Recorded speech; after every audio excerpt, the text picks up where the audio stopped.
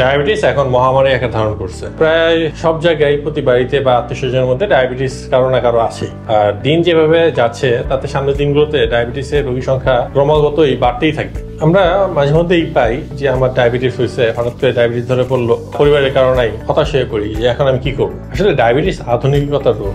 আমরা আগে যে পরিশ্রম করতাম, কায়িক পরিশ্রম, শারীরিক পরিশ্রম, মোবাইল ব্যবহার করতাম না, এগুলো হেরে দেওয়ার কারণে এত ডায়াবেটিসের প্রাদুর্ভাব দেখা যাচ্ছে। সেই সাথে আছে অতিরিক্ত ফাস্টফুড এবং জাঙ্ক ফুড, বিশুদ্ধ খাবার খাওয়ার প্রবণতা, শরীর ওজন বেড়ে যাওয়া। যেহেতু আধুনিকতার রোগ যেভাবে বাড়তেছে, এই চিকিৎসা পদ্ধতিটিও কিন্তু ক্রমান্বয়ে উন্নত হচ্ছে। ঠিক 40-50 বছর আগে ডায়াবেটিসের চিকিৎসা আর বর্তমানে ডায়াবেটিসের চিকিৎসার মধ্যে আকাশ পাতাল তফাৎ। তা আপনাকে জানতে হবে, বুঝতে হবে, সঠিক জায়গায় আসতে হবে, তাহলে আপনি এই চিকিৎসাটা পাবেন। একটা কথা হচ্ছে যে ডায়াবেটিসের কি করব, এটা সবার জন্য এক কথা না, প্রত্যেকটা রোগীর জন্য আলাদা। প্রত্যেকটা রোগী সম্বন্ধে আমাকে ভালো মতো জানতে হবে, তার ওজন, উচ্চতা, বয়স, তার ইনকাম, সে কি করে, তার ডায়াবেটিস কত, তার ডায়াবেটিসের সাথে আর কি কি জটিলতা আছে, এই সব বিষয়গুলো জানার পরে তাকে নিয়ে একটা সুন্দর প্ল্যান করতে হবে। সুতরাং একটা সিম্পল ফর্মুলা সব ডায়াবেটিস রোগীর জন্য না। ডায়াবেটিস থাইরয়েড হরমোন কেয়ার এই ডায়াবেটিস নিয়ে কাজ করে যাচ্ছে, গবেষণা করে যাচ্ছে, এবং এই ডায়াবেটিস রোগীদের নিয়েই আমাদের চিন্তা ভাবনা। এখন আমরা ডায়াবেটিস রোগীকে ডায়াবেটিস রোগী বলি না, 8-10 জন সাধারণ মানুষের মতো সাধারণ